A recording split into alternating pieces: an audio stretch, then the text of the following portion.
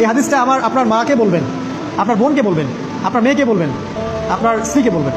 এই হাদিসটা যদি কারো হৃদয়ের মধ্যে গেঁথে যেতে পারে, তার দ্বারা অন্যায় করা সম্ভব না। একটু এই কথাটা না বললে জাস্টিস হবে না। রাসূল সাল্লাল্লাহু আলাইহি ওয়াসাল্লাম মেরাজে গিয়েছিলেন, আপনারা জানেন। তিনি মেরাজের রাতে অনেক অলৌকিক জিনিস দেখেছেন, নবীদের সাথে সাক্ষাৎ করেছেন, ইভেন আল্লাহর সাথে কথা বলেছেন, আল্লাহর নূর দেখেছেন। এই সময় সবাই তাকে হাসি মুখে সম্বর্ধনা জানিয়েছিল।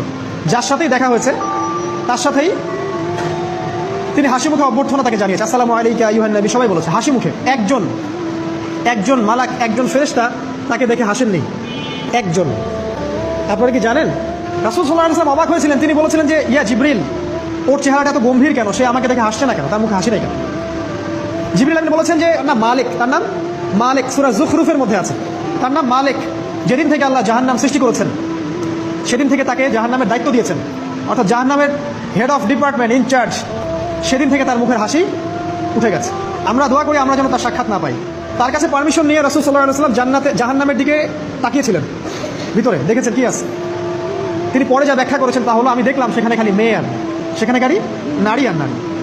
এই হাদিসটা আপনার মাকে বলবেন, আপনার বোনকে বলবেন, আপনার মেয়েকে বলবেন, আপনার স্ত্রীকে বলবেন। এই হাদিসটা যদি কারো হৃদয়ের মধ্যে গেঁথে যেতে পারে, তার দ্বারা অন্যায় করা সম্ভব না। কিভাবে একটা মেয়ে সব কিছু উন্মুক্ত করে ঘুরতে পারে যখন অলরেডি তার আত্মা জাহান্নামে জ্বলছে, অলরেডি, কারণ ভবিষ্যৎ আল্লাহ জানেন।